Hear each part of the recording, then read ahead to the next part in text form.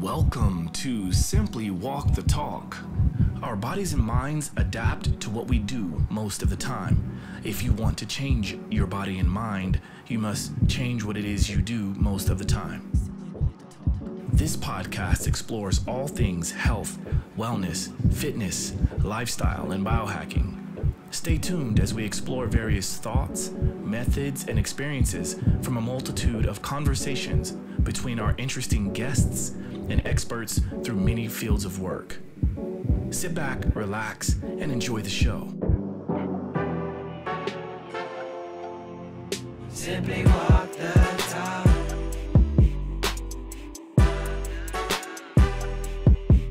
Simply walk the talk.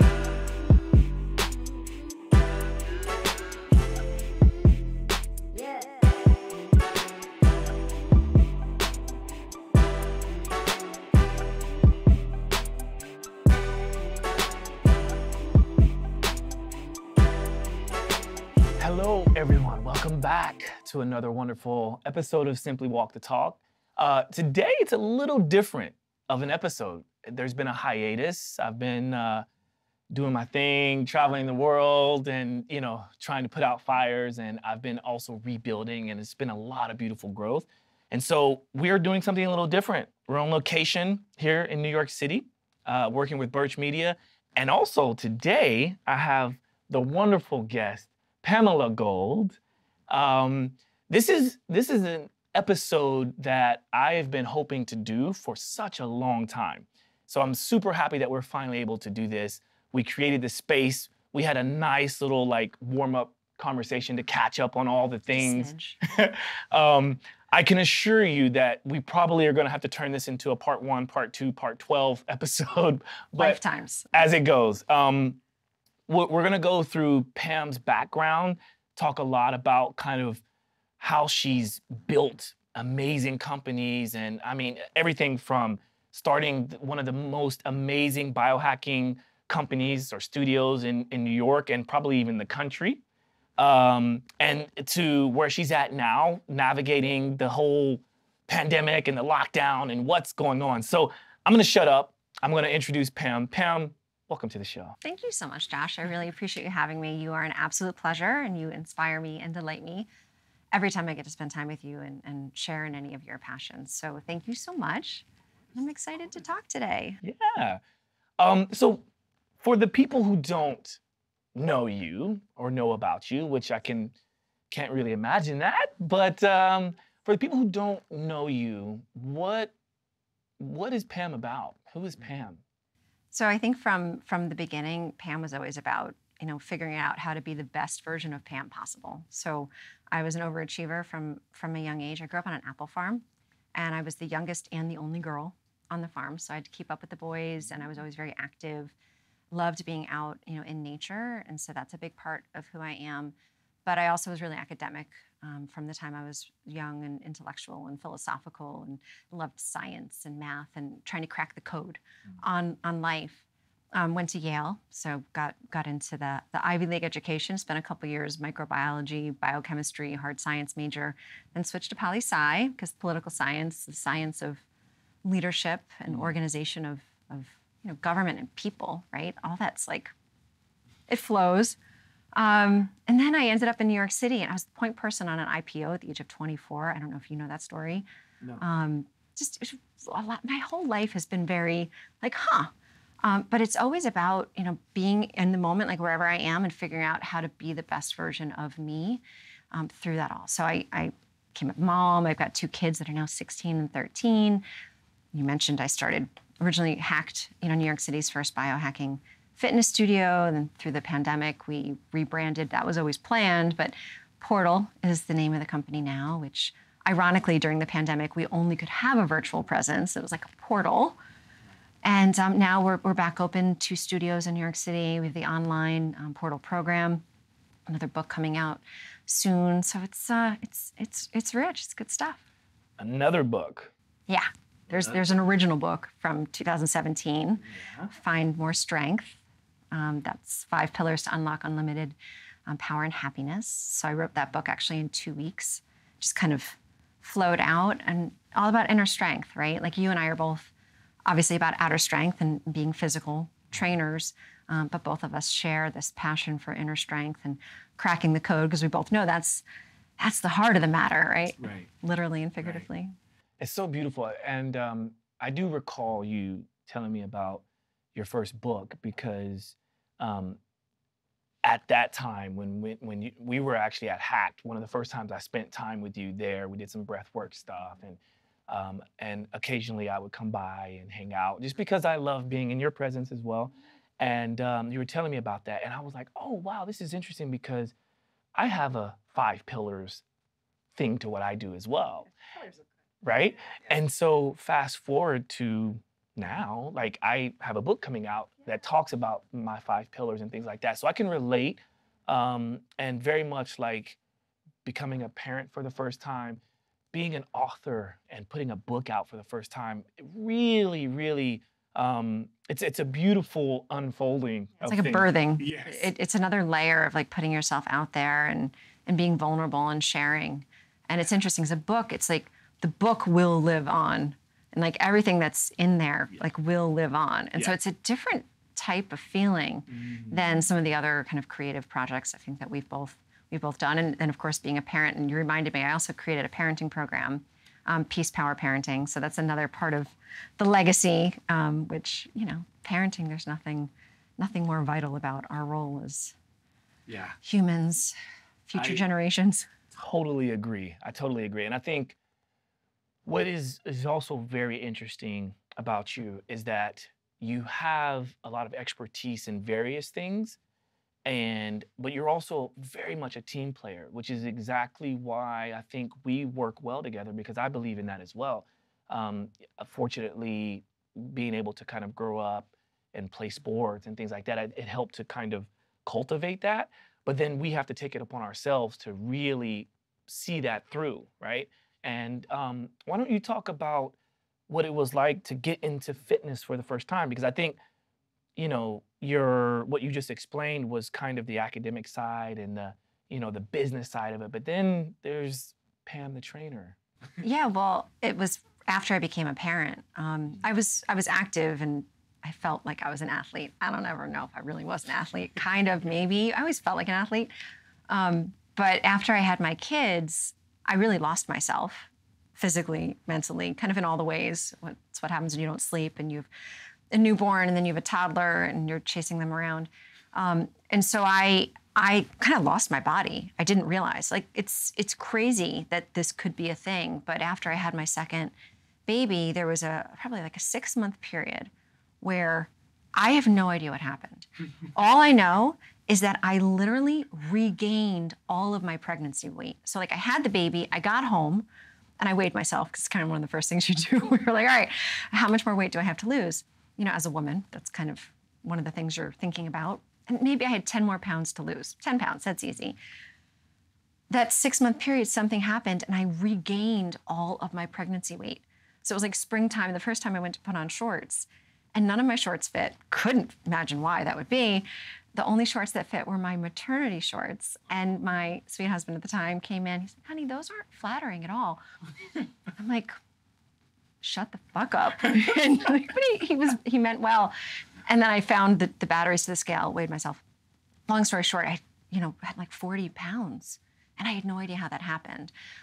But being, how I am, and of course how you are, it's like you take full responsibility. You call everybody that you love and that loves you, and you're like, I need to tell you, this is how much I weigh. And they're like, we love you, it's okay. I'm like, no, it's not okay. I'm immediately losing the weight. So I got myself into shape, and I started studying nutrition as well, because I was a biochemistry major, as I mentioned. So I knew about, biochemistry and cellular biology and all of that. But somehow I had this hubris that it didn't actually apply to my body, and then I could eat like complete crap and have tons of added sugar and just tons of processed food, and it wasn't going to impact my biology at all. I can't imagine why I would think that. Being in my 20s and then early 30s, you just think that, yeah. And so I got myself in really good shape. And then, other people were just asking me to help them. And of course, being of service, I just naturally started helping people. And then someone insisted that they pay me, which I was like, oh, no, like, no, really. And so I ended up getting certified, went through the whole process, for personal training and, fitness nutritionist specialist and all the things that you can get just so you felt like there was some validation or accreditation to to be able to charge someone for it. But it was very organic. It just happened naturally to be of service. And I had little kids, and it was not a time when I was going to go back to work yet. And so it just naturally developed that I was running my first fitness business, which was called Fulfill Fitness. And Fulfill Fitness. And there was a tree. There weren't pillars, but there was a tree with roots of values, and then the trunk was faith, and then the leaves, the branches were like learning, inspiring. So it was like, there's always the principles are key because we're very principled people. So we crack the code. But yeah, it was all supernatural. No biohacking in any of that, just regular, normal fitness, what we learned about how to be fit. So I was working out a lot back then, and I would be working out with my clients maybe 4 to 6 hours a day because it was fun. And obviously I was in great shape. But then when I went back to work running a company, which was a behavioral therapy-based food and weight clinic, I don't know if I ever told you about this, but 2015, went back to work running a company. And then I suddenly found myself lucky if I had 20 minutes to work out.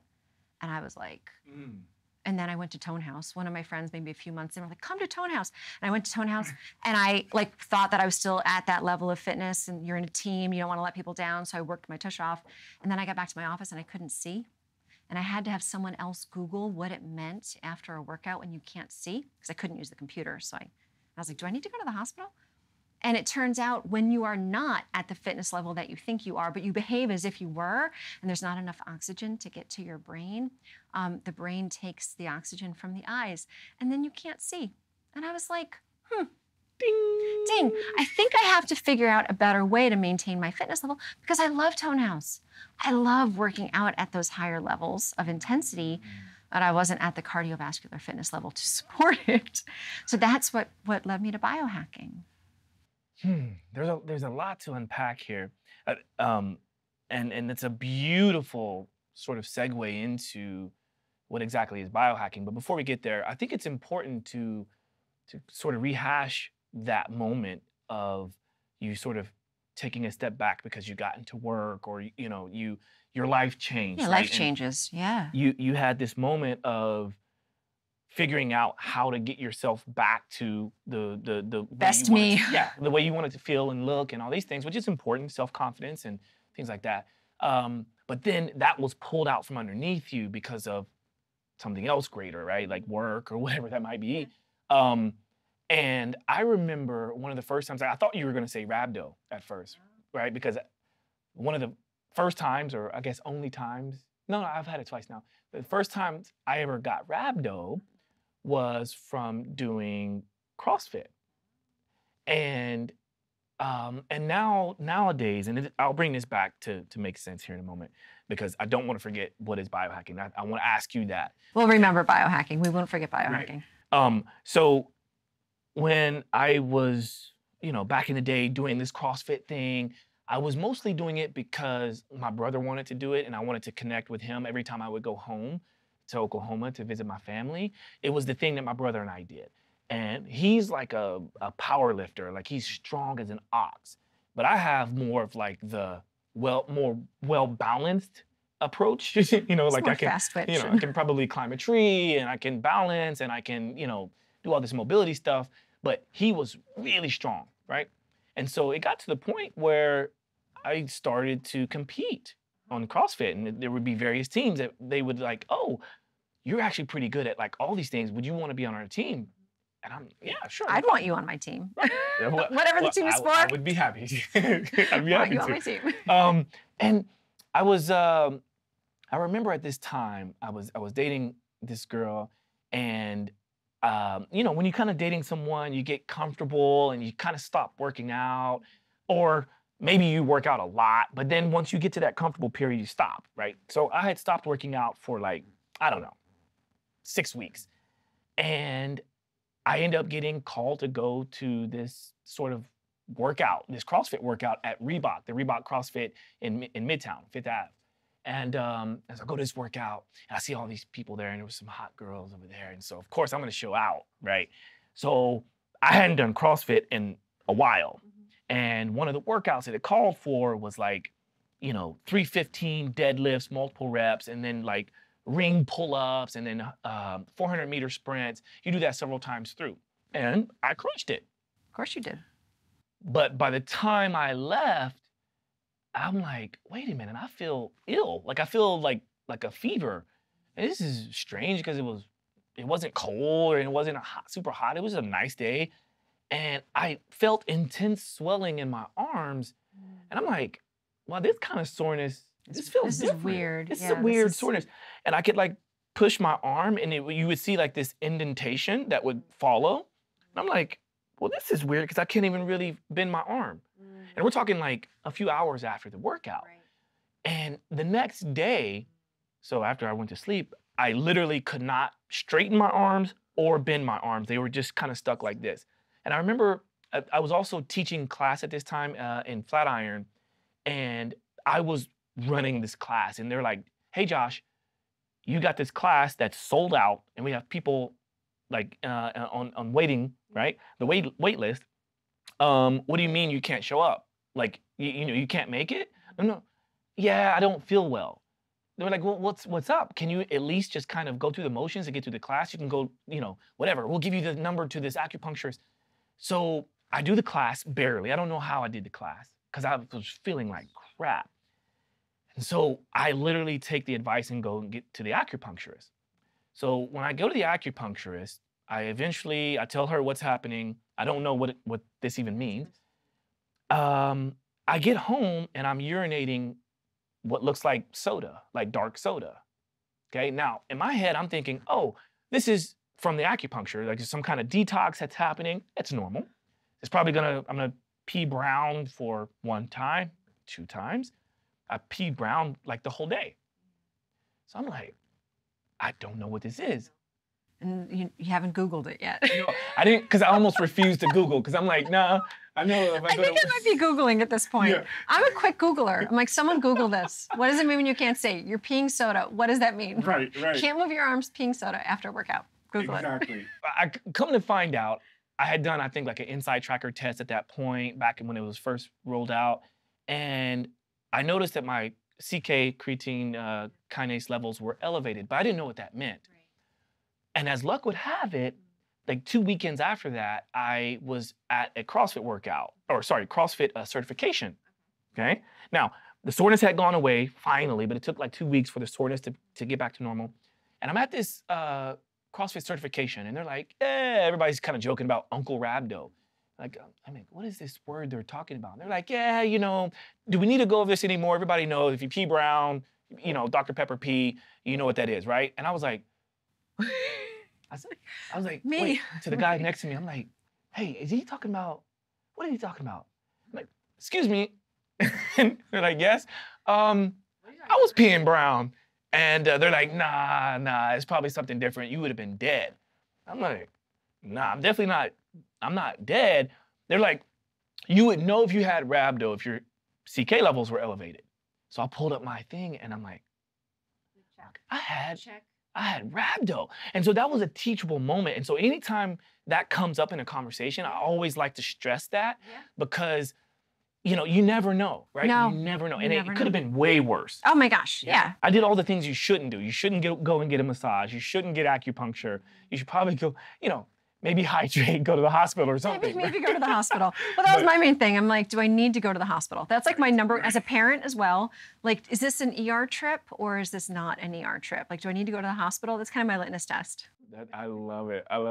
So anyway. I'm glad you're okay. Yeah. I'm glad you made it. I'm here. But you said there was a second time that it happened to you? So you may already know this, but like when you get rhabdo, then the prevalence of it coming back is higher. You have a higher chance of getting it a second time. So I have to mitigate it. I have to be very conscious of it. And one of the things I learned from that was not to take such time off from a certain type of workout. Because it's not CrossFit that did it. It's not EMS that does it. Right? And I get this question a lot about rhabdo and electrical muscle stimulation. This is the reason why I like to talk about it as much as I do, because yes, of course, you can get rhabdo from EMS. You can get rhabdo from CrossFit. You can get rhabdo, like I had a client get rhabdo from doing like just a running workout, just a regular run. But he hadn't done it in a long time. And anyway, when you stress your body too much without enough consistency, then you have the opportunity to really hurt yourself. So I just tell people to be a bit more consistent, or just ease into your workouts and don't try to show off like I did. Tone House, similarly, you're on a team. It was like, I wasn't gonna let my team down. So I guess. I got my butt kicked at Tone House, so I love yeah.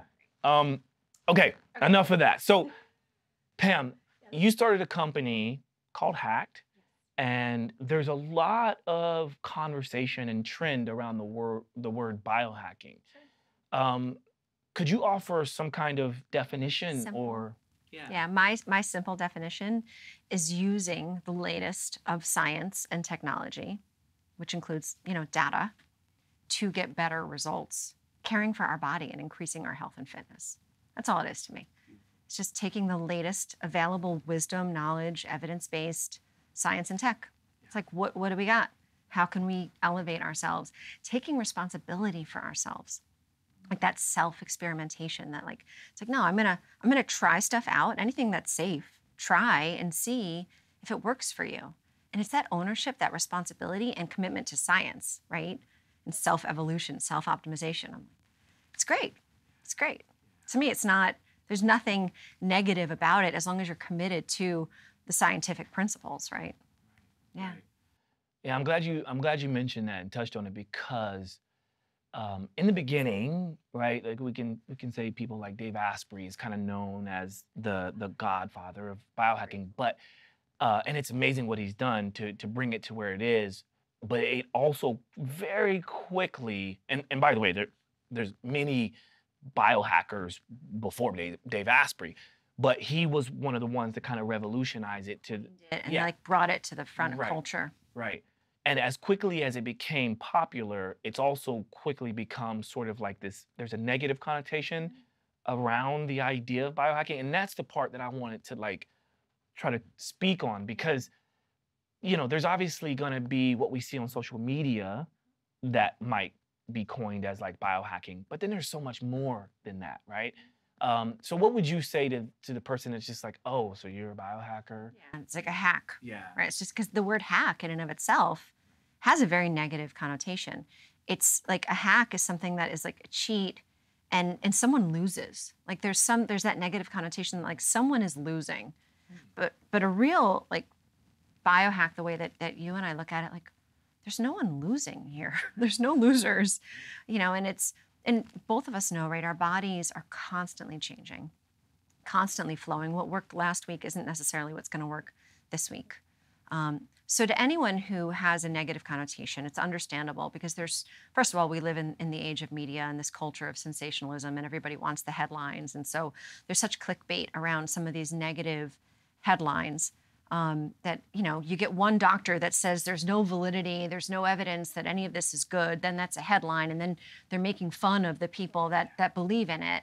And I'm like, I'm not a fan of negativity in these headlines and clickbait ever. So I would encourage everyone to be discerning about what they believe when they're reading anything. Do their own research, right? Find the people that you trust to follow, like Josh and like me, and there's so many other amazing biohackers that are so rooted in evidence-based, research. Trust them, listen to them, and then trust your body. This self-experimentation, don't do anything that your doctor would tell you not to do. First of all, be safe, be smart, but find the trusted doctors, because there's a lot of doctors that aren't educated about the latest research. And so find the doctors that are up on the latest research, that are open to new research, especially a lot of my doctor friends went to Yale. So I have a lot of friends that are doctors who, really want to see the double-blind placebo 1,000-person studies before they consider it evidence-based. But that's so stinking expensive. So we're not going to get there for a long time on a lot of stuff that could help people. So be open to things that could help and try it out for yourself responsibly, and then learn about the different ways that we can track and measure and trust what our body is telling us, because there's so many advancements now in tracking things. So take responsibility for yourself, take responsibility for your own health, take responsibility for your own data, and then just keep asking empowering questions about how you can level up. You can't go wrong. You can't. As long as you're staying in a lane of responsibility and gut checking and checking with trusted doctors and trusted sources, you can't go wrong. Right. Truly. beautifully said. I think it's one of the things I always like to touch on is at the end of the day, we're all biohackers, right? Because if you've ever turned on a light to see better, then you've just hacked your environment. So your sight, you can now see. You could not see, and now you can see. Yeah, or if you've turned up the air conditioner when it's a little too hot, you're a biohacker. Right. You're so right. And it's so funny because just yesterday, I have a friend who I exposed to the world of like bed jet and chili pad and 8 Sleep, right? Like that you can cool your bed.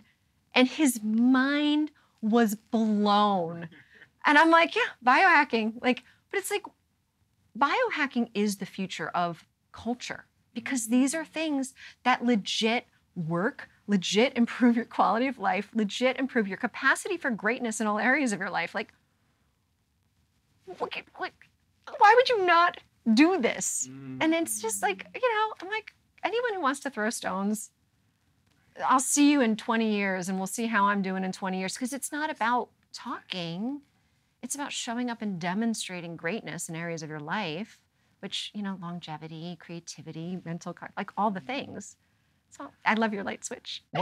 Well said. You see why this is for me. I hope you're having as much fun as I am because this is the type of conversations Pam and I have all the time. So anytime we see each other, we have beautiful conversations and we're just now recording it and you get a chance to be a fly on the wall and see what's happening.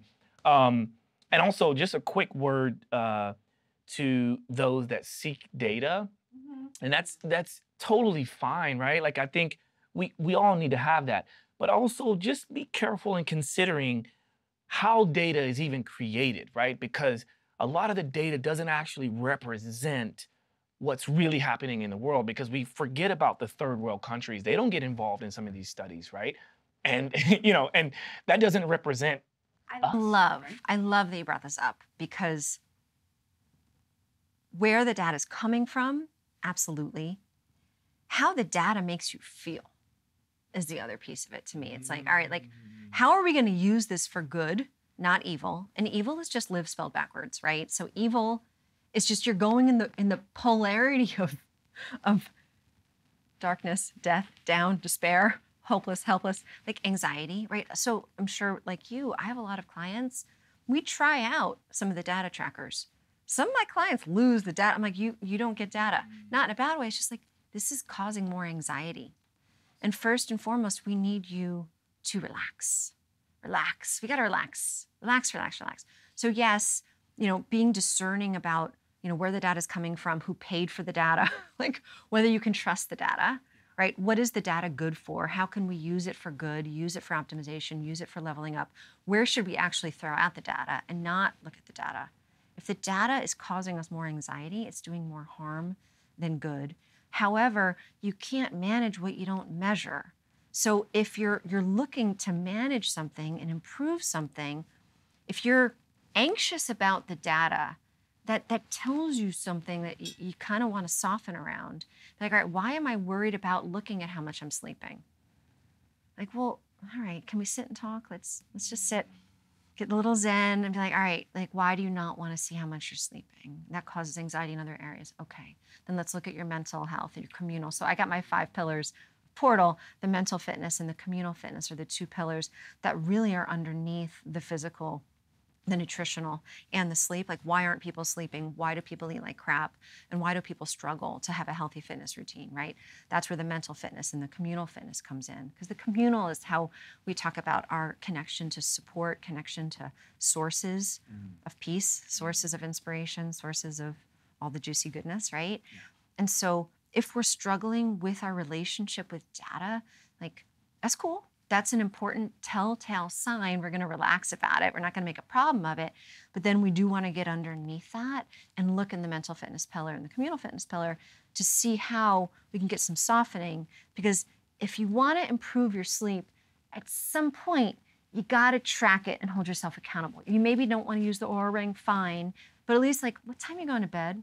What time are you waking up? How do you feel when you wake up? Like, how you feel during the day? Because, like, You gotta start doing something to improve it. So all the conversation about data is so important because there's a lot of feelings and a lot of stuff around data that's important, like any research study. Who paid for the research study? Can we trust this data? Yeah. Trust. It's it brings me back to a mantra that I still live to this day, and it probably will continue to be until the end of time for me. And that is, our bodies and minds adapt to what we do most of the time. If you want to change your body and mind, you must change what it is you do most of the time. And I like that sort of separation in between those two sentences, which is if. If. Yeah, and we get to choose, right? And you and I are both good coaches. So we don't coach people who don't want to be coached. Right. We lovingly, whether we pray for people, just bless people, and we wish well on everyone. But if someone doesn't want our help, if someone doesn't really want change, that's between them and their higher power. And we let it be. And you don't wish, I forget if it was Tony Robbins, someone teaches either inspiration or desperation are the two greatest motivators. Inspiration or desperation. You and I would rather avoid desperation and live in that quadrant of inspiration and be inspired by great people. That's why I like hanging out with you, because you inspire me, right? We would rather avoid the pit of despair, hitting rock bottom when we finally have to do something about it. Like, heaven forbid, we ignore our health, we ignore all fitness, and then one day, we have a heart attack. That's desperation that will suddenly get you to pay attention to your food and pay attention to your sleep and pay attention to your physical fitness. But if we could avoid that, be inspired and make those choices and changes earlier on, great. That'd be great. I love it. Speaking of inspiration, I want to inspire those that are listening or those that are watching right now. And this is going to be a new little segment I'm doing with the show, okay? We can call it a Pomodoro break. We can call it a just get up when you feel like you've been sitting for too long, right? Because I'm enjoying all of this, but I feel the heaviness in my feet right now. Yeah. Kind of like when you're sitting on an airplane. Yeah. Like, our bodies tell us to move. You see how much break I'm giving Stephan here?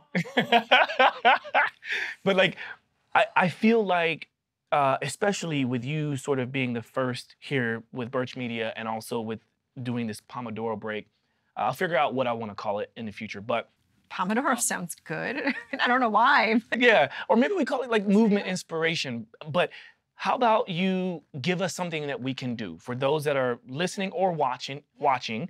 What can we do every 30 minutes or so? This is part of how I live my life, right? Like, no matter, because I'm all about minimum effective dose exercise. So I only really work out about 20 minutes a week, but I move all day long. I move every hour, absolutely, absolutely. And you can build in all kinds of little habits. Like, every time you go to the bathroom, you can do 10 push-ups. You can do, jump squats. Like, you can do all these things.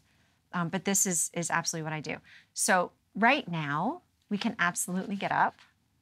Okay. And we can stretch. All right. And even like on a plane, even if you can't get up, even if we can't get up, like on a plane, I do plane yoga. So like, you stretch, do plane yoga.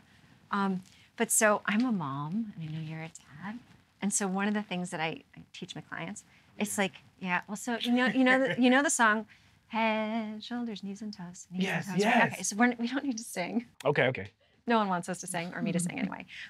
But think about, your head. Starts through your head. So just think about range of motion and really move your head all around. So I'm just doing some neck circles. Oh, it feels so good to really like stretch and like the ends of the range of motion. If someone is just listening to this right now and they hear me go, yeah, there's nothing inappropriate happening. Use your imagination. Nothing inappropriate happening. We're stretching our neck. And you can nod yes and nod no. Yes. So now shoulders, right? So wiggle your shoulders. I can't do like full arm circles because of our constraints here, but so think shoulders and think all the way through our shoulders. As I know it's 360 degrees of motion, and the most vulnerable of all our joints, because we don't have any support. Like, the hips go 360, but we got the whole like ball and socket thing going on. So shoulders, awesome. You do your arms, do your wrists. think about your spine and how your spine can flex, extend, and twist, and get down into the hips.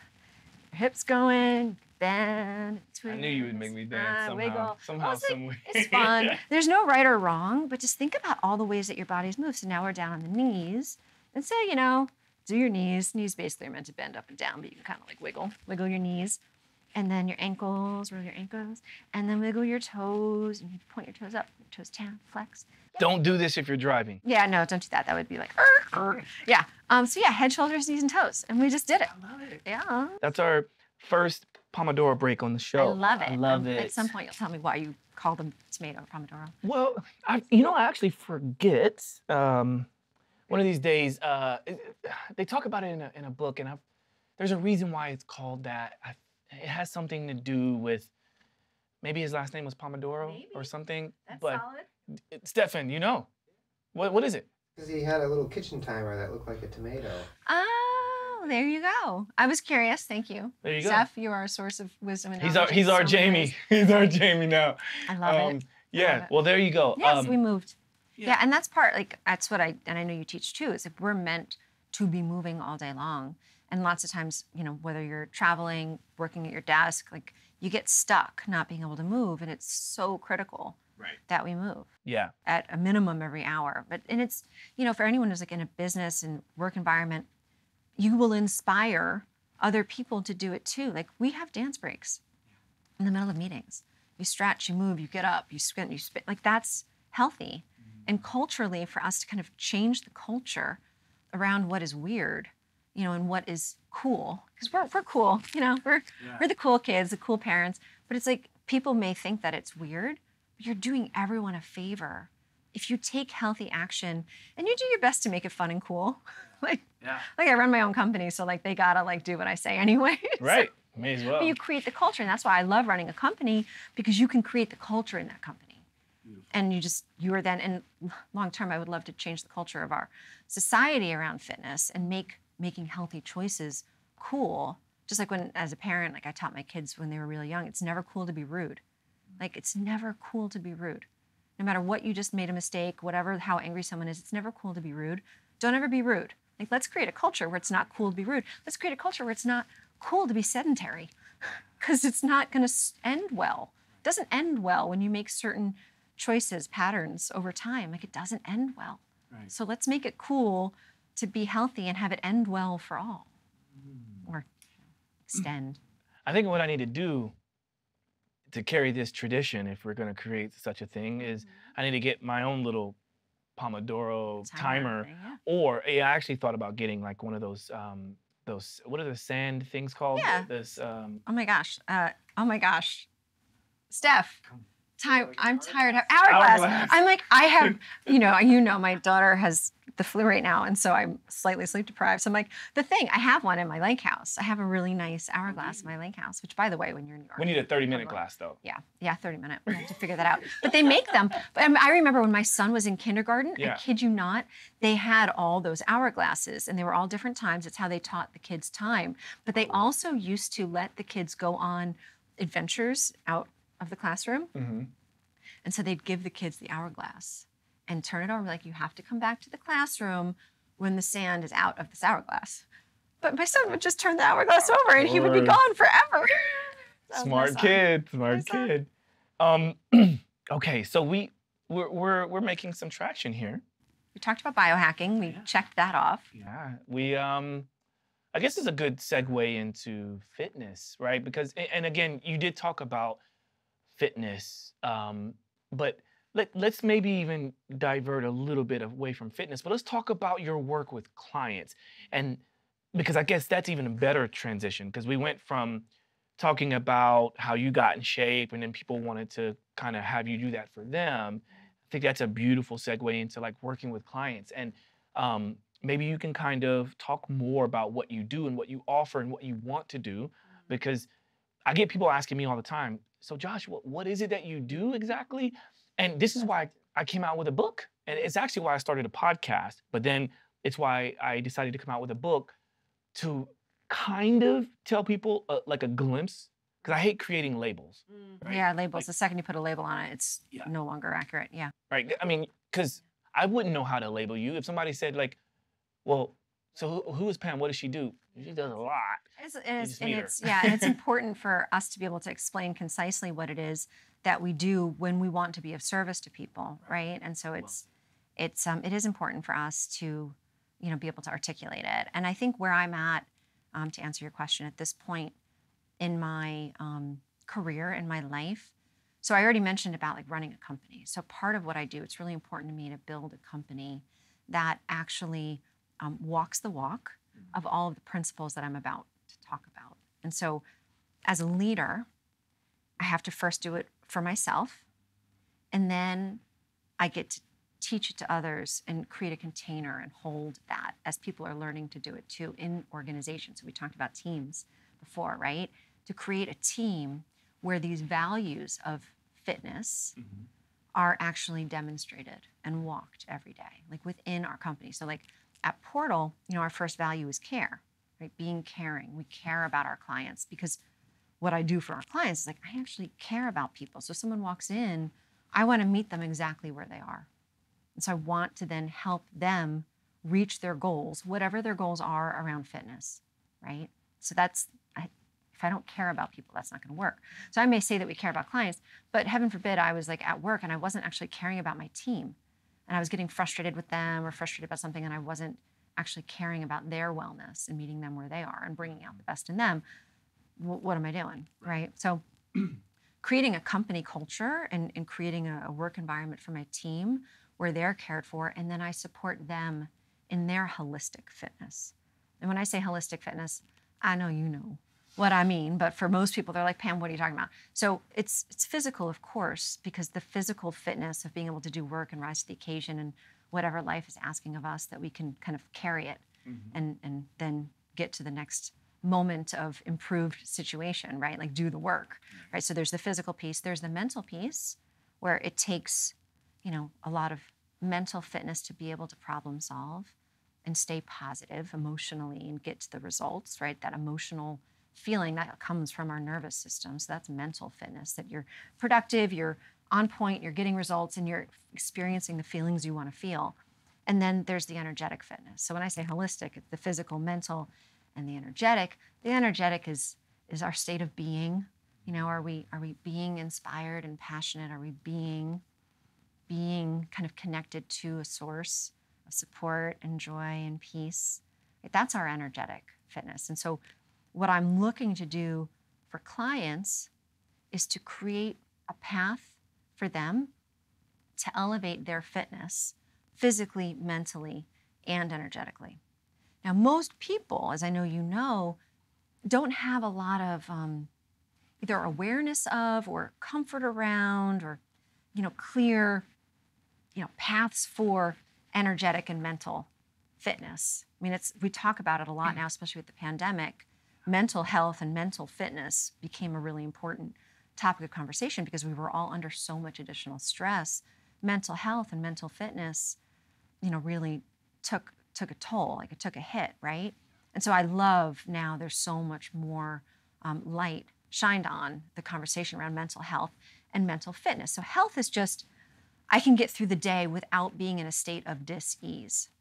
I can get the results. Pathology is like when your body can't do or your mind can't do what it needs to do to survive. So that's like the basic foundation of health.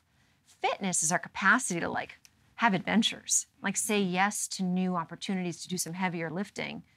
And mentally that means you're going to be creative. You're going to, be a leader. There's a lot of mental heavy lifting that all of us that want to leave a positive legacy are going to want to do, right? So mental health, foundationally, mental fitness is getting to that higher level. And so at Portal, most people come because they have the physical fitness, but then we also provide that mental fitness support and clarification and tools.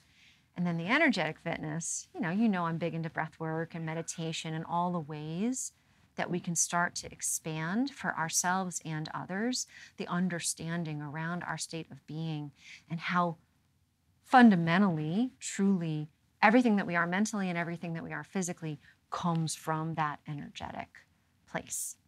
And so Portal, the work that I do is meeting people right where they are. If people only want to talk about the physical, that's cool. I got you. You know, we're going to be very positive and goal-oriented and find the most efficient way using all the latest tech if we have access to it. In the studios, we've got all the toys. I got great toys, right? I got great toys. But I also have a program, you can do it from home, right? Where you can do a minimum effective dose, high-intensity interval workout, active recoveries, yoga, dancing, you know, stretching, fascial maneuvers. But bringing this pathway, meeting people where they are, and as a coach, you know, and when it comes to behavioral change, it's all about readiness. And so I've got a really quick assessment to see how ready people are to get uncomfortable in each of the 5 pillars. Is someone like willing to get uncomfortable physically? Is someone willing to get uncomfortable mentally? A lot of people are like, no, I don't want to talk about emotions. That's cool. So that would be a 0. You know, I don't even want to talk about it. So I'm not going to ask you to do mental fitness practices if you're coming in and telling me you don't want that. That wouldn't be appropriate. But as a behavioral change specialist, you know, you get people a little bit more open, a little bit more willing to talk about it, do some work there, ultimately like get uncomfortable in these areas. So I can assess whether someone wants to talk about sleep, someone wants to talk about nutrition, someone wants to talk about communal fitness.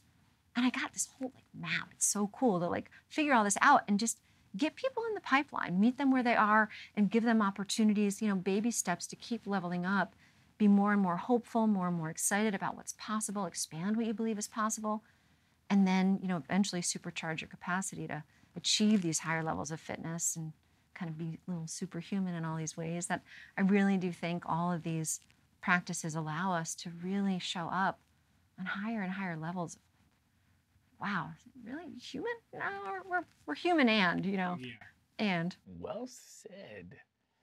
That is beautiful because the thing that comes up, especially when listening to you talk about it like that, is just the word fitness.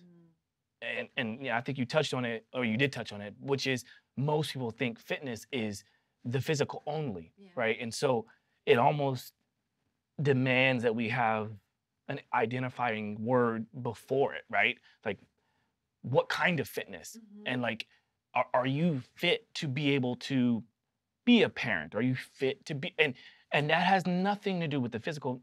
I mean, you know, it doesn't mean that you have to be able to do 10 pull-ups to be a good parent, right? Like, are you fit to be a good parent, right? There's certain parameters that fall within that. So I'm glad you pointed it out like that, because I want people to expand, right? Expand what fitness means. Like if life is going to ask something of you, are you fit for the job? Or like your story around Rebo, it's like, no, you weren't fit for that. You shouldn't have been doing that because now you're peeing Dr. Pepper. Like, you know, it's like, are we fit? And like, I mean, the pandemic, one of the ways that I explain it in the Portal program, it's like all 5 pillars. There's a stability level, there's a strength level, and there's a power level. And so we're showing up at one of these levels in all 5 pillars. And a lot of people don't think about it like that, right? The physical is easy to think about, oh, am I stable? Can I go through normal joint motions, full range of motion, without pain, without fear? You know, can I do it holding weight, holding additional challenge? That's strength level. Power is when you can do like explosive, dynamic, like, right? But, you know, we don't think about like the mental fitness pillar. What is stability in the mental fitness pillar? What is strength in the mental fitness pillar? What is power in the mental fitness pillar? Same thing, nutrition, sleep, communal. And so the pandemic is a great analogy of like, you know, we were doing, you know, life. We were like chilling. All of a sudden, it's like, oh, you think you got it? Here, hold this 50-pound sandbag. Do it now. And I was like, shit, I'm not feeling so good right now. Like this, it was life suddenly asked more of us. I mean, some people, you know, it was great for them. Like somehow it transitioned and it freed them from something, and then they had an epiphany, and then they were like living their best life. That wasn't me, and I don't think that was you either. It was like, oh, fuck me. I'm losing my business. Like people are getting sick. I care. My team, I need to make sure they're cared for. You know, people are struggling mentally, feeling hopeful, all of this uncertainty. I mean, no one likes uncertainty because you just feel scared. You're like, wait, I thought I felt comfortable with what was going to happen tomorrow. Now I have no idea. You know, so the mental challenges were extreme. The financial challenges were extreme. And it's like, all right, how do you feel now? You know, are you feeling the emotions you want to feel?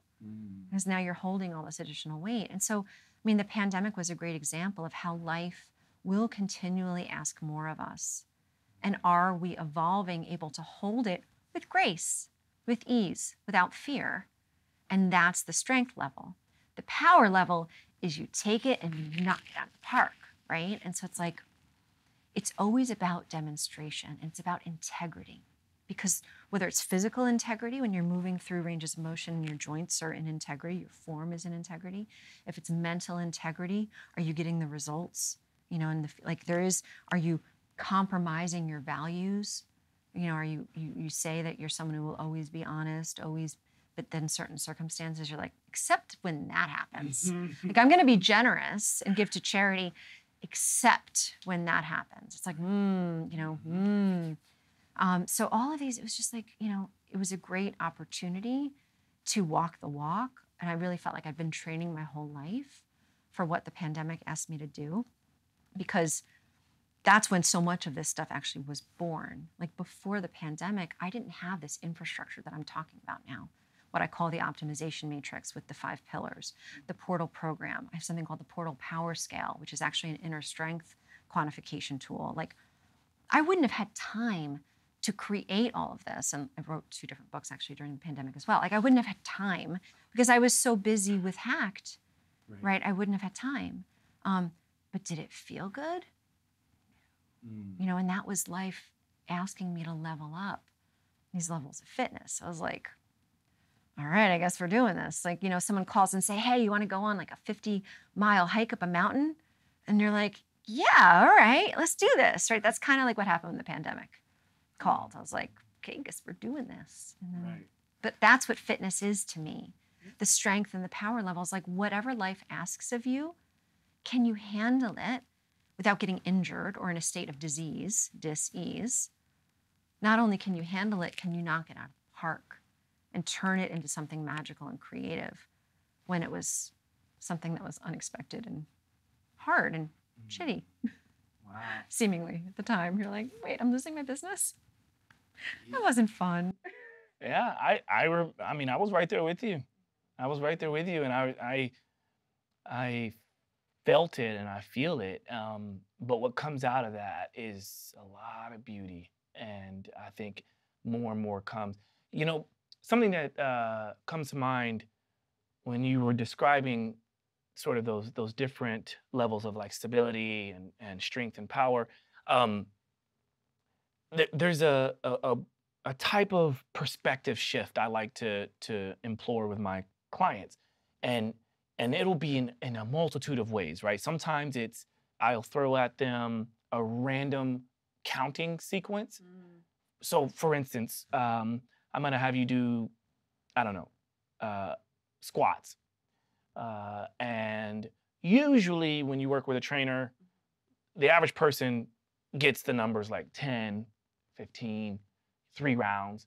I like to throw in random numbers like, okay, we're gonna do 17 squats, 21 push-ups. And this is one of the things I liked about CrossFit, right? But then it became the dogma too, right? It's like, well, it's always anything becomes, and then you're like, oh, switch it up again. Don't get too sure that you're right about anything and set in your ways. Because keeping the mind guessing, keeping the body guessing. Yeah, I love that you do that. Yeah, it's like, you know, for the person listening or watching right now, like the next time you decide you want to do a balance exercise, you know, see what it's like to balance on, let's say, a 2x4, right? You're on a 2x4 that's on the ground. Can you walk across that 2x4? Chances are yes, with no problems. Some people may have some issues here and there, but like, it is what it is. Now, elevate that 2x4 to the height of 2 chairs. Put it in between 2 chairs. Immediately, things start to shift. Then take that 2x4 to the height of... This is why we're friends. You're so fun. to even how higher, I am too, right? yeah. And then it's like, uh-oh, now a lot has changed. This is where I want to get people at, you know, at the snap of a finger. It's all about the comfort zone, right? It's like in any way, shape, or form, if you're finding yourself in any kind of comfort zone, like, because it's like, Because again, it's like, yes, I'm not saying we have to rest, and honoring recovery and rest, I know both of us are so passionate about, right? And like, we have to keep ourselves being challenged. We have to be out of the comfort zone, in our working zone, in all ways, shapes, and forms. So simple things like cognitively, or just like, what? How many am I doing? Or I thought you were going to tell me that you were going to make people count by threes as they did the squats. And I was like, all right, like, That's a good one. That's a good one. So, like, because it's like, but it's like mentally, physically, and then energetically, for us to continue to be challenged so we're growing. Because I know both of us believe, right, in this like polarity, it's like either we're growing or dying. We're not staying still. And there's a micro and macro constantly of all of this. So we want to have this spiral of growing. And I really believe, and I know you do too, as long as I have a body, I'm going to be growing at least spiritually.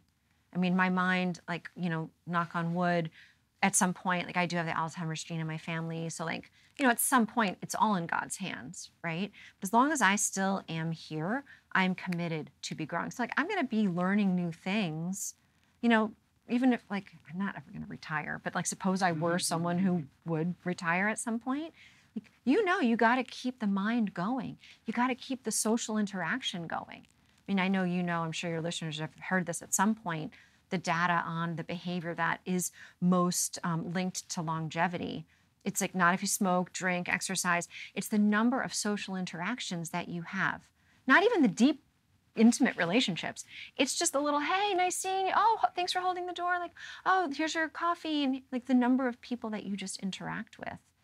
And that like stimulation keeps us alive. So hanging out with people, like making sure you're hanging out with at least 20 people every day, new people, smiling at people, talking to people, you know, because some people, it's like not comfortable to constantly be around new people, but like that's important.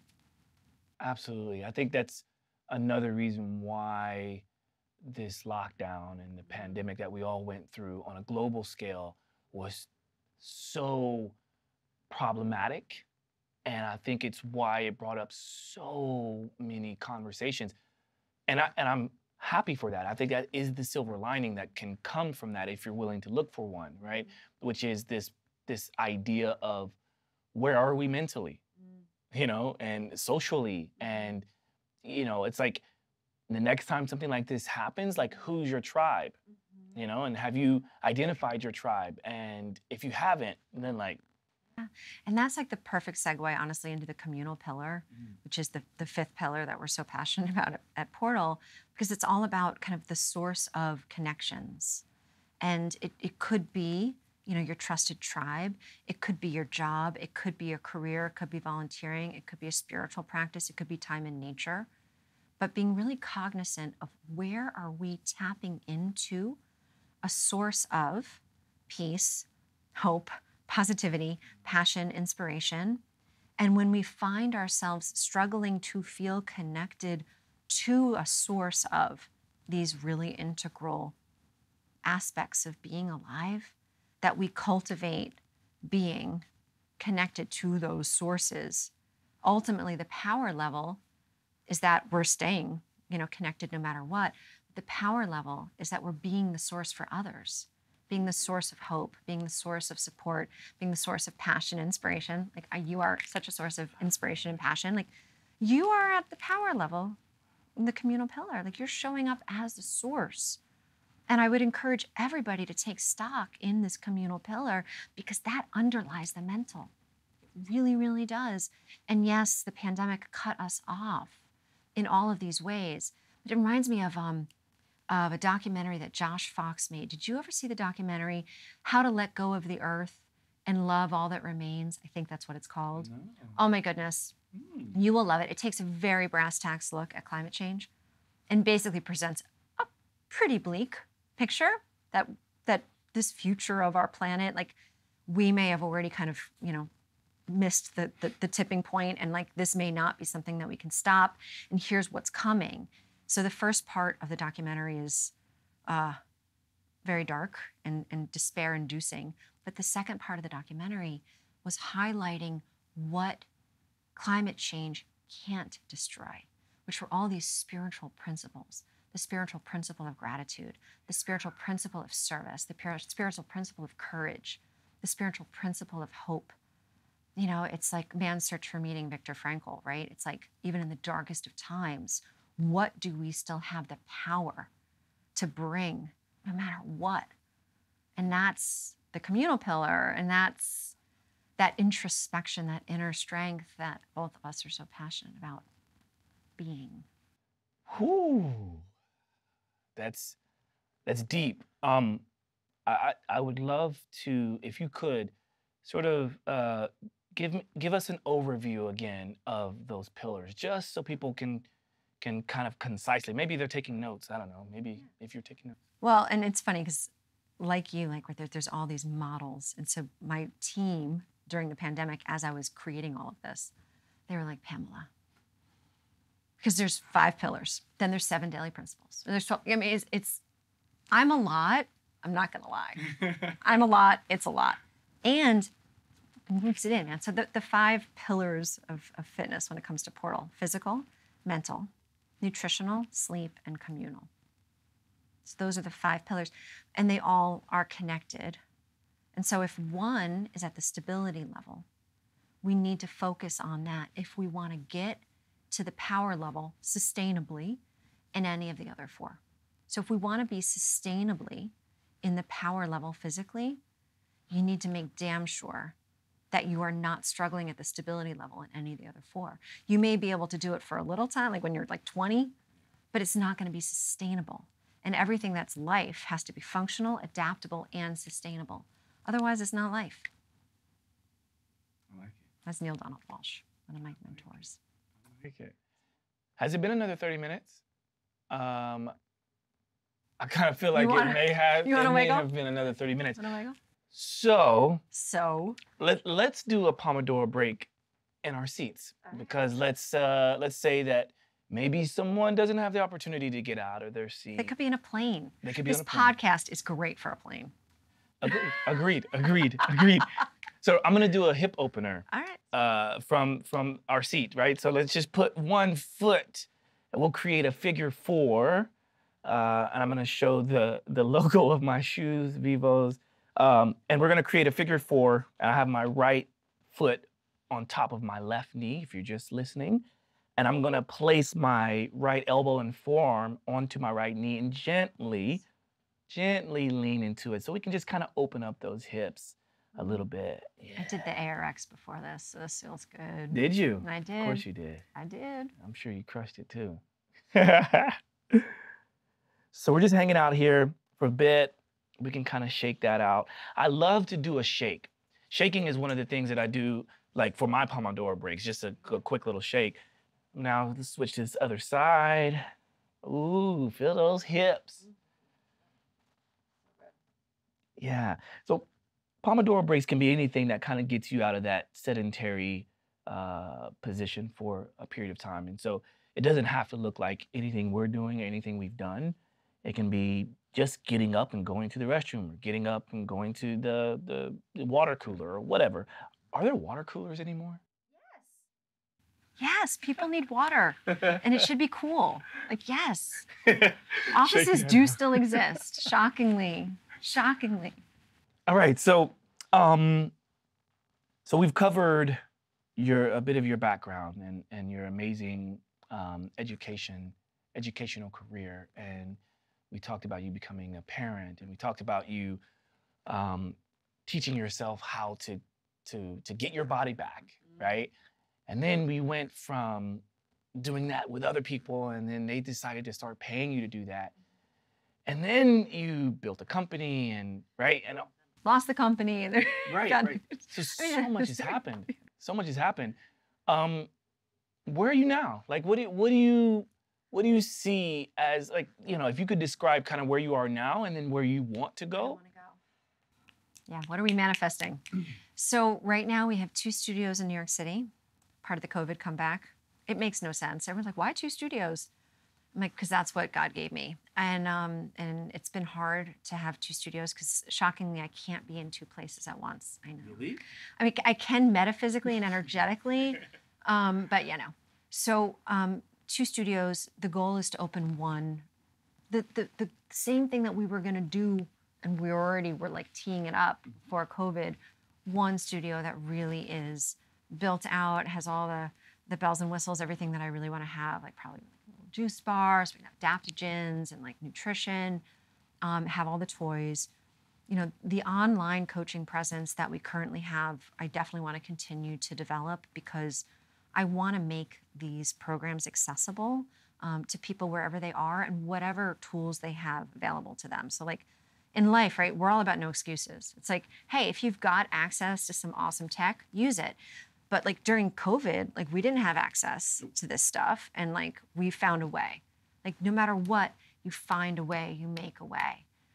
So the Portal program is about kind of giving that wisdom and those practices to people wherever they are. So I want to continue to develop that, develop coaches that can go through the program and then share it. Like part of my vision, not like a multi-level marketing, but just like support people that are passionate about helping others with their fitness and wellness, like teach them and then support them to build their own business. Not because I want to make money off of their business, but because I want to see people living lives of service that support their family, support their livelihood. And so I really see this vision of kind of supporting people having their own independent businesses and being coaches, you know, and teaching and sharing, you know, in maybe some wellness deserts, just like there's food deserts where there's not a lot of healthy food, you know, wellness deserts where, you know, people aren't as healthy and fit physically, mentally, and energetically. And again, when I say energetic fitness, really just comes down to love, man. Like, are we able to show up in our life, loving life, loving ourselves, loving our people, loving our jobs? Like one of my favorite teachers, Muji, he says, wherever you are, be the heart of that place. So to me, that's energetic fitness. Can we show up and be the heart of a place? Which means we're going to be loving and understanding and inspiring, right? And so like, I want as many hearts of the place spread all over the world as possible, right? So, you know, the physical bricks and mortar business in New York City, having a real physical presence, absolutely. But my heart is to be of service and impact as much as possible. So the online program is something that I'm really, really passionate about. And so that's going to keep growing. And book 2? So book 2, Timeless in Less Time, that should come out in the next few months. It's biohacking, but it has the full Portal program in it. So it's kind of like the fitness and wellness manifesto with all the practical pieces of the puzzle. So, you know, if you don't want to do the program online, you can get the book and you can just follow along in the book. Again, I just want it to be accessible. I just want all of this to be as accessible as possible. So yeah, the book is just another way that people can consume it. And there's a workbook that goes along with the program, so that'll kind of be there too. Yeah. It's so beautiful because there's something that came to mind just now when you were talking about being the heart of a place, and then having several people be the hearts of their place. It reminds me back to some early conversations back in the day when we were both kind of peaking and, well, I shouldn't even say peaking. What are you talking about, man? Peaking, right? Yeah. I quickly had to correct myself because it's like, yeah, I don't think we're ever peaking. This is doing my best. And tomorrow I'm gonna be even better. Can't convince me otherwise. But as we both were doing really well in the fitness space and the biohacking space, if you will, there was always a lot of comparison, not from each other. Sure. Right? Not from Josh and Pam. Right. But from a lot of people. Yeah, it's like, oh, you guys are doing the same thing. Like, you know, oh, like, so wait, but you have that tool and he has that tool. Yeah, and like, you guys, so what, why are you working together? Friends, why are you hanging out so much? Well, it's because she's doing dope shit, I'm doing dope shit. And like, the goal is not about having the best or the only, but I guess it goes back to intention.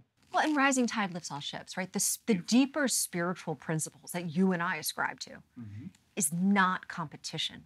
Competition is a lower level paradigm that is not true. It's a scarcity mindset model that will get you so far and then it will stop there.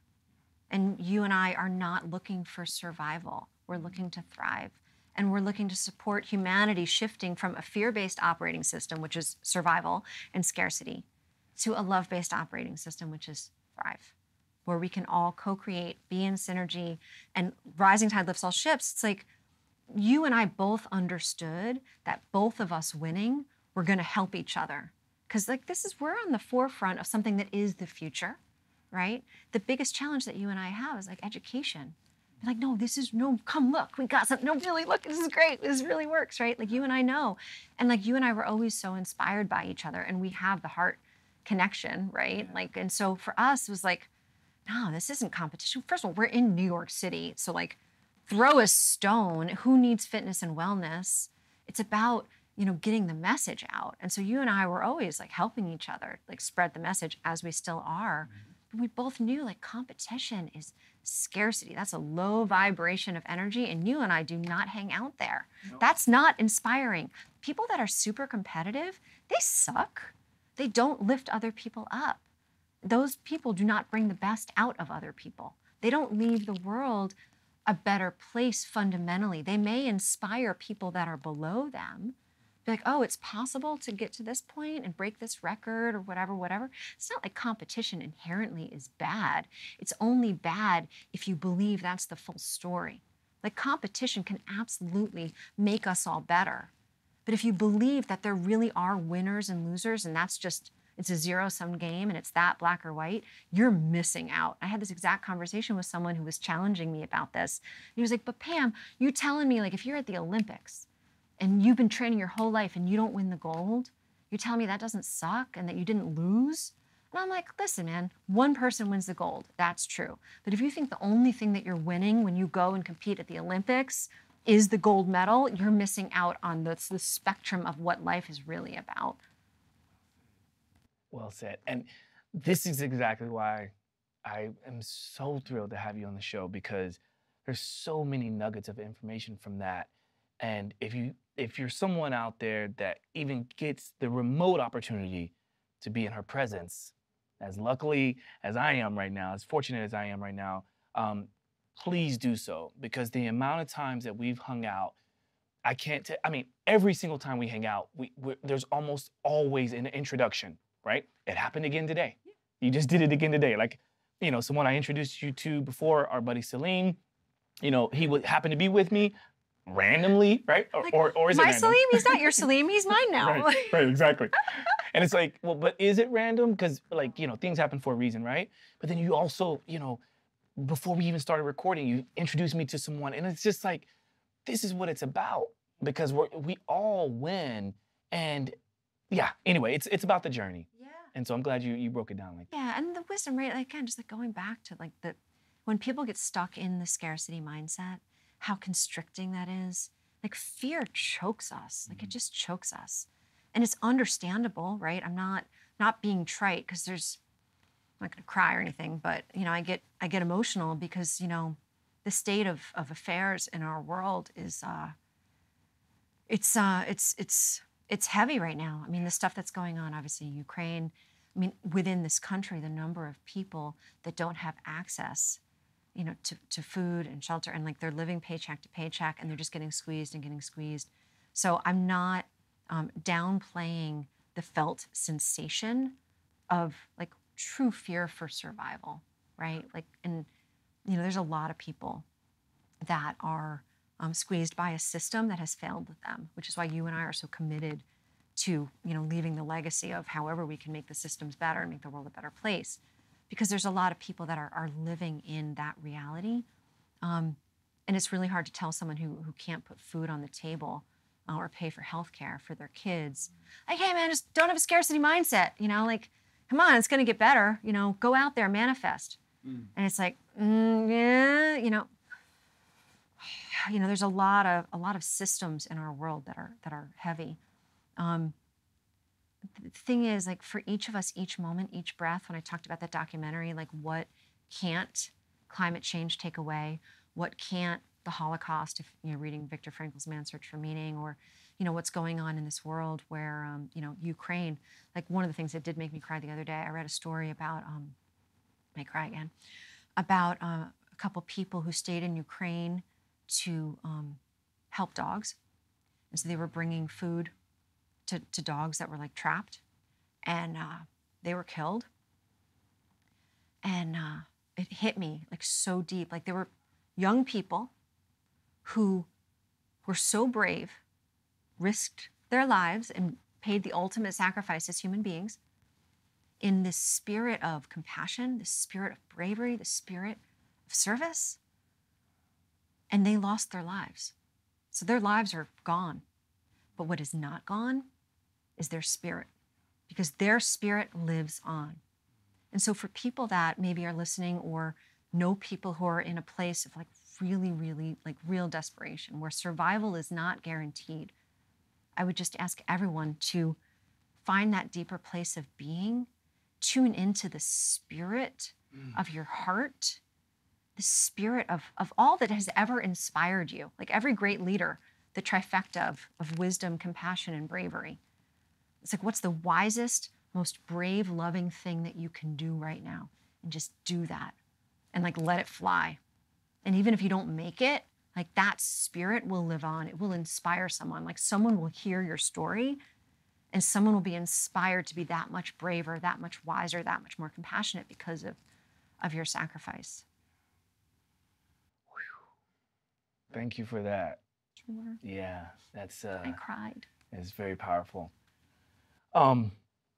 Okay. I know, shake, yeah, Commodore break, shake it out. off, You know, man. it's heavy. Shake that one out. It's heavy. I mean, we can't deny the fact that like heavy shit is going on. And we can be like, fitness, hey, go to the biohacking gym. Nah, man, like there's a lot of people who don't have that luxury right now. Exactly. You gotta call a spade a spade. Exactly. So as we start to wrap up at least this episode, I want to make sure that we give people a true sense of what it would be like to be able to work with you and you know your group at Portal and so on and so forth. So I want to make sure I'm not missing anything. You know, as in like, and of course at the end of this we will let people know the best way to find out more about everything. But you know, is there something else that you would like to mention about even just the process, right? Like, let's say someone for the first time decides, all right, you know what? I listened to this podcast. Josh had on Pamela Gold. I want to go and work with her. You know, is that something where, you know, you've got a team of people, a team of trainers, you have an online coach that you're meeting with? How does that work? So if you're in New York City, you can just come to the studio, which is awesome. You know, there's like a first-time visit, you know, offer to come in. We're doing day passes now. So like just come into the studio. And like I'm there a lot of the time, but even if I'm not, you know, the team is amazing and just come in. If you're not in New York City, we have the online program. It's an application process. You fill out the application. Even in just filling out the application, you're going to get exposed to the optimization matrix. You'll already start to be asking yourself some really good questions. Then, you know, the online program allows you to have access to me. We do group coaching. You have access to me in the chat. Like it's all about community, right? And if you get a lot of access to me on all the recordings. So every day there's morning motivation, then support, and then reflection messages for 12 weeks. Each week is a theme. Each day there's a principle. Like it's very, very well organized, if I do say so myself. But yeah, I mean, that right now, those are the two best ways to connect. I do sometimes mentor people. So people are always welcome to reach out to me. I don't have a lot of time to do one-on-one coaching, but I never say never, right? So like if someone's really like, oh my gosh, I really want to work with this person, you know, they can absolutely just, you know, send me a DM on Instagram, right? Like It's gonna run you. It's gonna run you. Yeah. I will tell you that. Yeah, but you know what? I will say this. I'm all about, I do pro bono work a lot, you know? And so like I'll have like one client that, yeah, it's gonna run you. Like if you can afford to pay me so I can pay it forward and help people that can't afford it, but are equally freaking worthy of the dignity, you know, the worthy of the investment. Because everyone is worthy. I'm sure you're like me. I'll stop and talk to homeless people on the street and remind them that they're worthy of the dignity of the support and help them find resources. So, you know, without it being shown on social media. Okay, no, I don't. Right? There's no videos of that. Yeah. My kids would be equally horrified, just like the dance story I told you earlier. Yeah. But yeah, no, it's, you know, if any of this is inspiring, definitely reach out, you know, just, you know, I kid you not, like just send me a note on DMs and Instagram or post something on the post because this is hard work, right? Like you and I work so hard and we don't always, see the results. And so if anyone got anything out of this episode, like send me a note and tell me because it'll make my day. And it'll help inspire me. Like that's the flow, right? The give and the receive. Like we need to be both giving and receiving in order for this life thing to work. And so I would love to hear from anybody that got anything out of this. Like send me a note, send me a message. Even if you're like, oh, I'm not going to do the portal program or I'm not in New York, but like send me a nice note and I'll receive that gratefully. So. Right. Yeah, and that's so beautiful. And I'll just touch on this for a moment because I remember when I was trying to start something like what you're doing, and this was years ago. And I remember I wanted to do something in which I could get a hook for people to at least have some sort of investment, some sort of skin in the game, right? And I didn't really know how to roll that out except with money, right? And what they didn't know though was, and the price was low. Like, I mean, $25 for a 4-week program in which I'm going to be personally teaching, and I would only open it up to 10 people. And I wanted to first and foremost see like, hey, I put it on social media, like I'm gonna do a 4-week program with only Deal a of the select few people. century. Right. And a bunch of people wrote back, and so I, took these emails and these contacts, and I messaged that group of people and said, okay, you're all interested? Next step is it's a $25 buy-in, okay? Because at first I just said, I'm gonna do a program, who's interested? Took those people and said, okay, now it's a $25 buy-in. But at the end of it, you have the opportunity to have it be free, or it costs you $25. Can you believe how many people backed out because of the ask for money at the beginning? And I thought, wow, how many of those people maybe missed that opportunity? But it was a lesson for me as well, right? It's the readiness though, Yeah, right? It goes yeah, back to the yeah. readiness because, and like again, $25 might be a lot of money to a lot of people, right? So there's no judgment at all. Right. And for us to, one of the spiritual principles, which I'm sure you know, it's like if you feel like you have a scarcity of something, the most important first thing to do is give it away so you realize that you actually have it. And the felt sensation of scarcity is bullshit, right? And so if you feel like you can't afford something, even if it's just a penny, like go out on the street and give someone a penny, give someone $1, right? Because people have a felt sensation of scarcity around money. And again, I'm not judging, because it can be like, no, Pam, that $25 is how I fed my kids. I'm like, I hear you, right? So there's no judgment. But the spiritual principle around the illusion of that felt sensation of scarcity is like you pay it forward. But if someone's not ready, right? If they're not ready to get out of their comfort zone like that, then they're probably not ready for the transformation that your program would have. That's what it And was. I know that's where you're going with this. Yes. And so the portal program is not $25. It is much more than $25. However, the fine print is if you're ready to do it and you're gonna show up, because the reason why it costs money, first of all, I gotta pay the team and I gotta pay, let's talk about the debt that I have thanks to COVID. Like it's a thing. So anyway, I mean, it is a business. But at the end of the day, money is not what motivates either of us, I know. Right? It's about doing good in the world. So if someone's like really motivated and they can't swing it, there's a whole like financial considerations process. And I love what you said because I was reminded, I did a program called Lifebook once that was awesome through Mind Valley. And they did that. It was like, I think it was like $3,000. It was expensive. And here I am charging $25. 25, I know. Right, go ahead. This was $3,000. Wow. But if you completed it, you got the $3,000 back. I got my $3,000 back. Yeah, I did. You did. I did. Yeah, you and I actually did. met the founders at some point, and I told them like how meaningful it was. And it's a great Lifebook is a great program if you weren't familiar with it.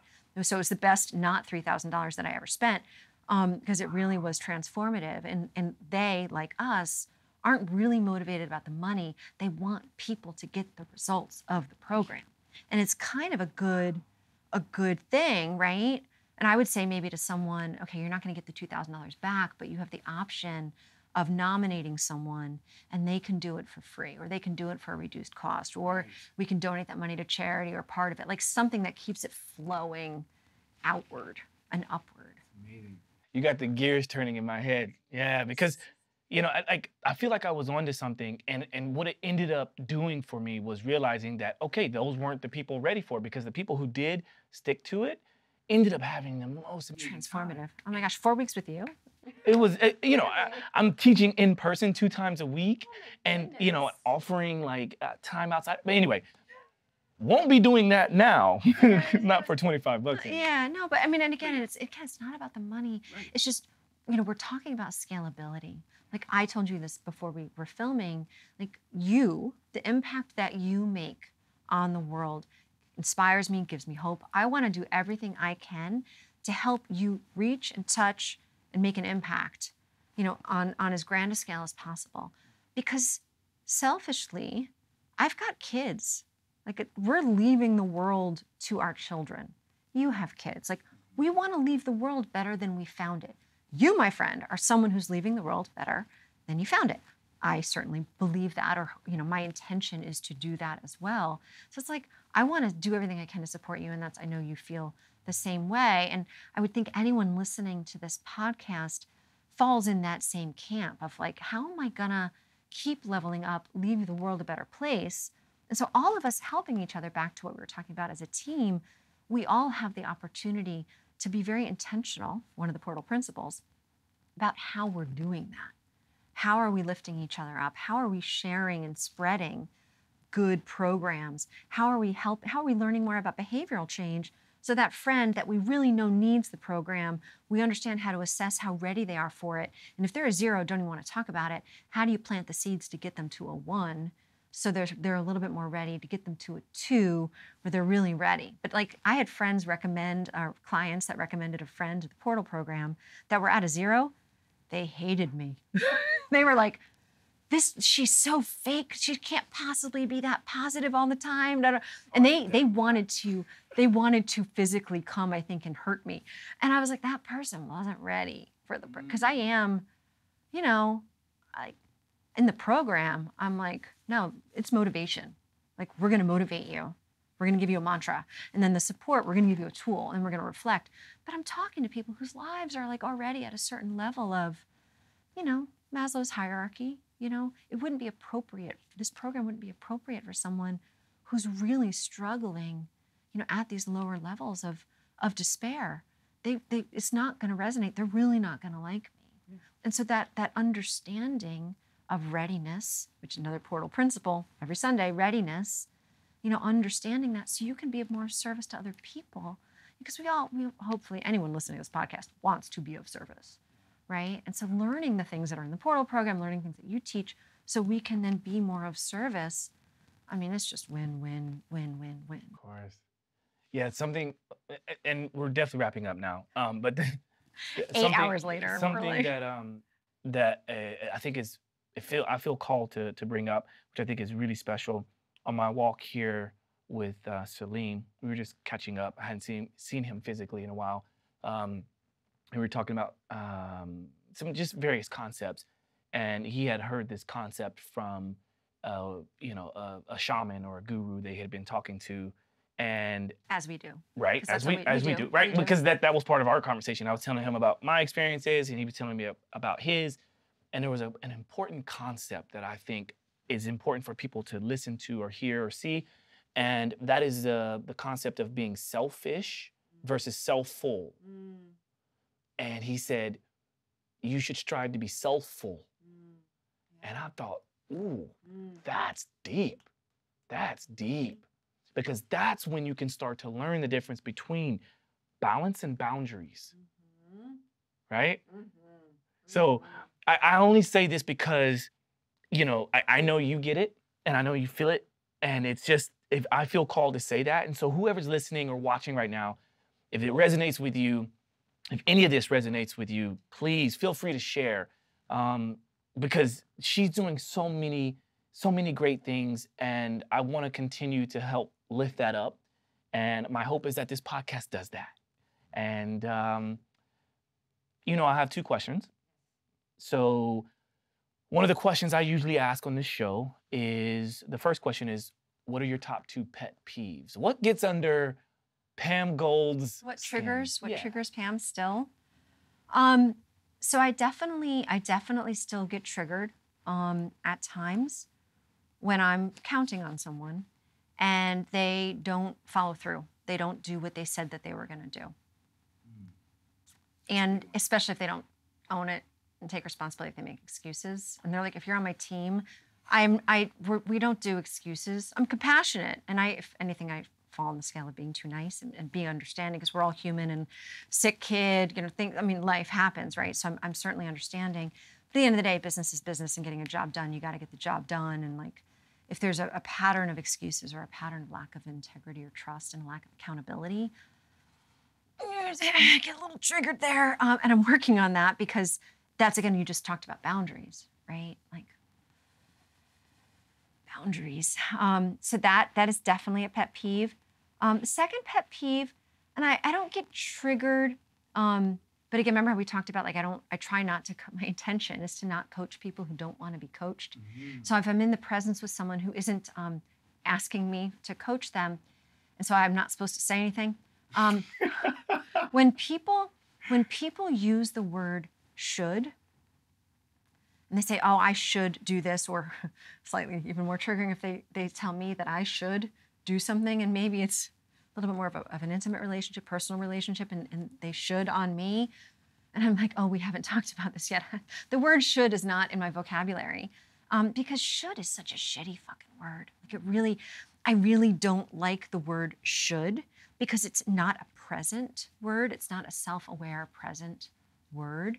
And so I replaced the word should with having the opportunity. So like, I have the opportunity to do something. You have the opportunity, if you would like to, do this. Yesterday, I had the opportunity to do this. I did not. Therefore, there was a consequence that I learned from. And I take responsibility for that learning. But I'm not going to should on myself and feel shame or guilt about the fact that I learned something. I'm going to own that and celebrate it. So I get a little like, when people that maybe are new in my life that I'm getting to, that they use the word should, and then I find a nice time to talk about the word should. So the should is a little bit of a pet peeve. I really like both of those because I can relate. Yeah. Well said. Thank you for that. Okay, and so for the last question, what is something you're most grateful for? In this moment, truly, I am so grateful for you. So I haven't seen you in so long. I haven't been able to be in your presence in so long. And to be in your presence literally lights me up and brings out a more radiant version of myself. Like, you really do shine and inspire. And to have the opportunity to sit and communicate and converse and then share this, all the stuff that I'm so passionate about, and it lights me up. And so in this moment, it's you. Thank you for that. And I say this with the utmost authenticity, but I feel the same. This is probably one of the highlights in my entire podcast. I've been doing this for 5 years now. Wow, 5 years.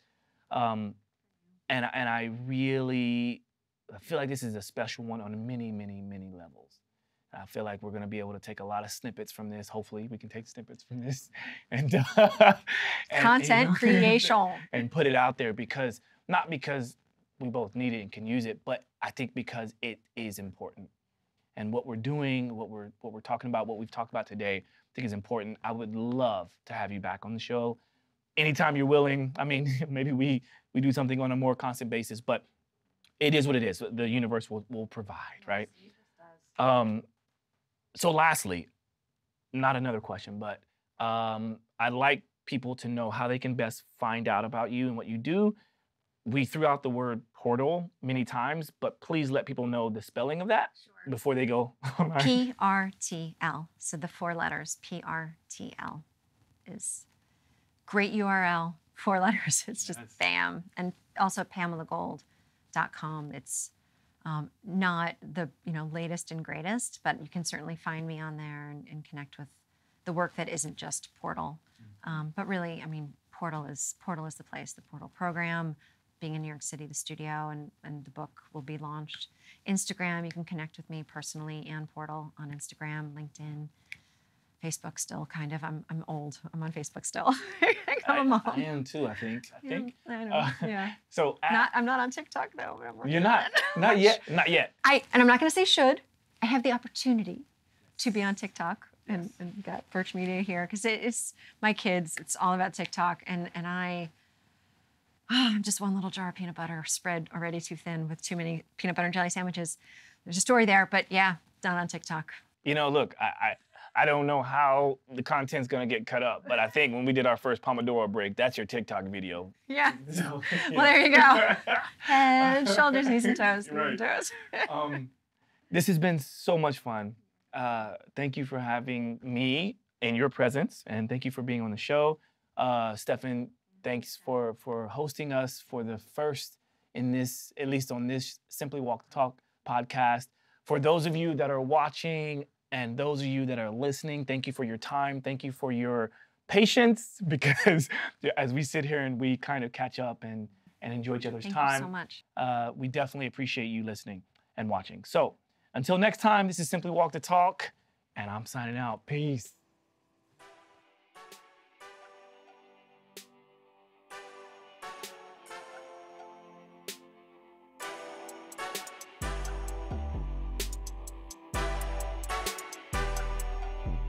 Simply walk the talk.